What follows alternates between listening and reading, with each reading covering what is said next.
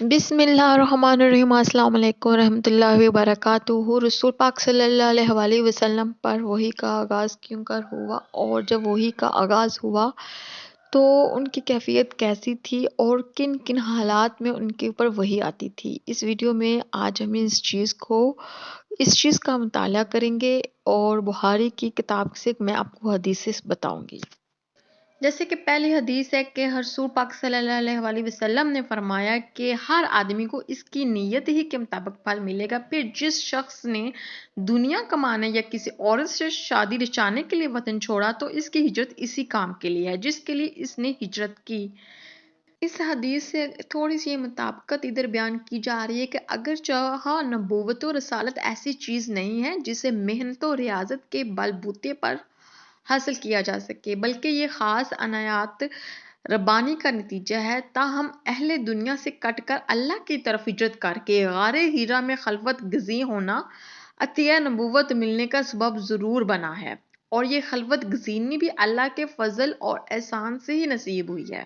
یعنی کہ جو بھی آپ نیت کرتے ہو اس کا درمدار اس کا پھل آپ کو اللہ تعالیٰ اسی ہی کے مطابق دیتا ہے۔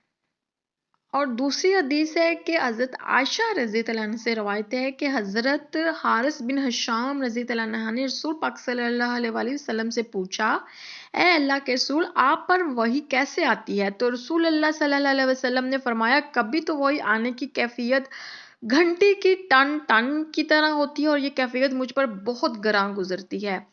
پھر جب فرشتے کا پیغام ہوتا ہے تو یہ موقوف ہو جاتی ہے، اور یہ کبھی فرشتہ انسانی شکل میں میرے پاس آ کر مجھ سے ہم کلام ہوتا ہے، اور جو وہ کہتا ہے میں اسے محفوظ کر لیتا ہوں۔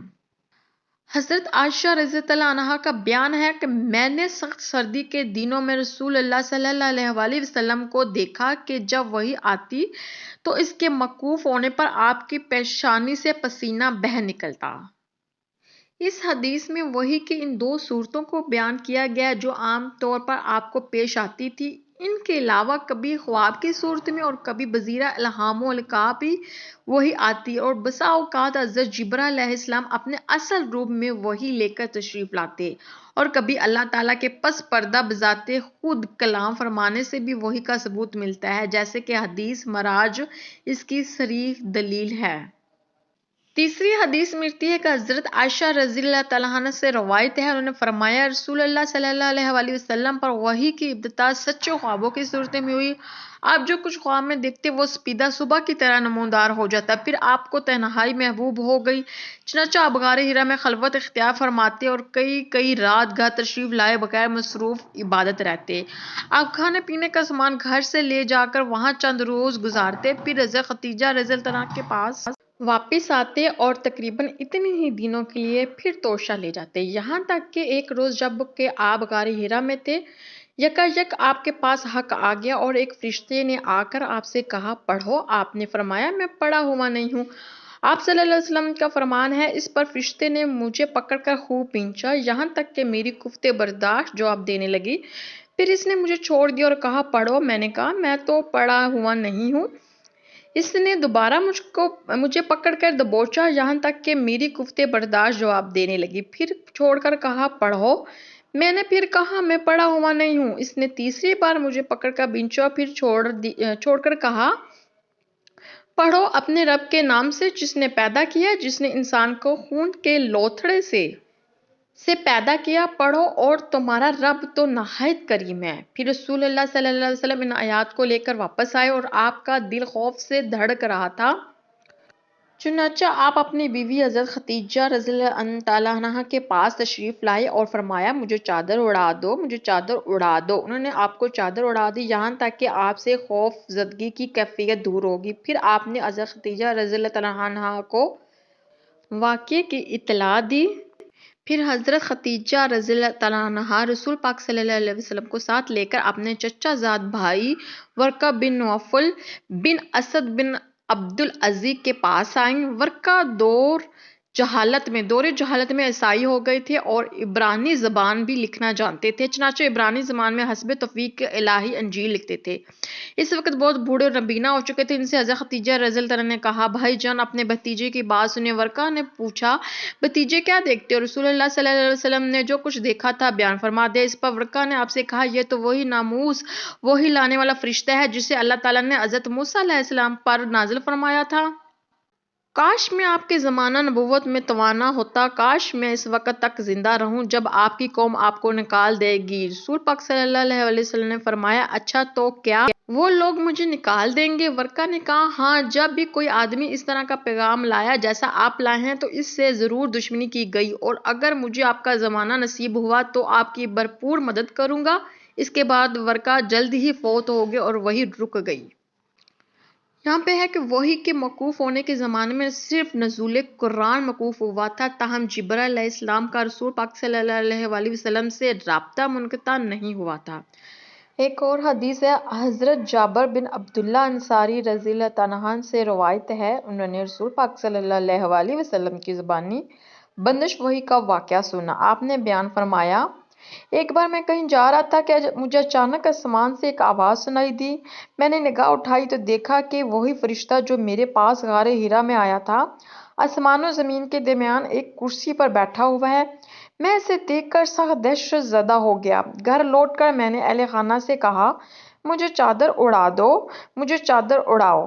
انہوں نے مجھے چادر اڑا دی۔ اس وقت اللہ تعالیٰ نے وحی نازل کی، اے لحاف میں لپٹنے والے، اٹھو اور خبردار کرو، اپنے رب کی بڑائی کا اعلان کرو اور اپنے کپڑے پاک رکھو اور گندگی سے دور رہو۔ پھر نزول وحی میں تیزی آ گئی اور لگاتار نازل ہونے لگی۔ حضرت ابن عباس رضی اللہ عنہ فرمانے الہی، اے پیغمبر، آپ وحی کو جلدی جلدی یاد کرنے کے لیے اپنی زبان کو حرکت نہ دیں کی تفسیر بیان کرتے ہوئے فرماتے ہیں کہ رسول اللہ صلی اللہ علیہ وسلم نزول وحی کے وقت بہت مشقت برداشت کرتے تھے اور آپ اکثر اپنے لب مبارک کو حرکت دیا کرتے تھے۔ حضرت ابن عباس رضی اللہ عنہ نے کہا کہ اس پر اللہ تعالیٰ نے یہ آیت نازل کی، اے نبی، اس وحی کو جلدی جلدی یاد کرنے کے لیے اپنی جان کو حرکت نہ دو، اسے جمع کرنا اور پڑھا دینا ہماری ذمہ داری ہے، یعنی آپ کے سینے میں محفوظ کر دینا اور پڑھانا ہمارا کام ہے۔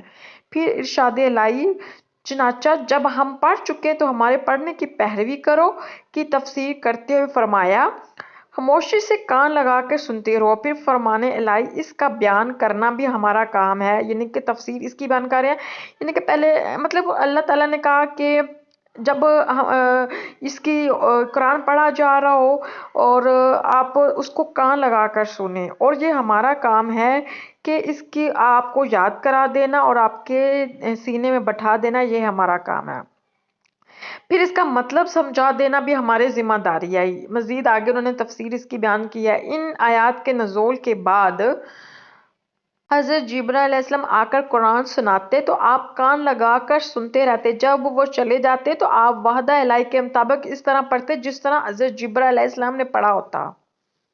حضرت ابن عباس رضی اللہ عنہ سے روایت ہے کہ رسول پاک صلی اللہ علیہ وسلم سب لوگوں سے زیادہ سخی ہوتے تھے، اور اسی طرح حضرت جبرائیل علیہ السلام رمضان میں نازل شدہ قرآن پڑھتے اور رسول پاک صلی اللہ علیہ وسلم اسے سنتے، پھر رسول اللہ صلی اللہ علیہ وسلم تلاوت فرماتے اور حضرت جبرائیل علیہ السلام اس کا سماع فرماتے، گویا باری باری قرآن مجید پڑھتے، جیسے ہمارے ہاں دور کرنا کہا جاتا ہے۔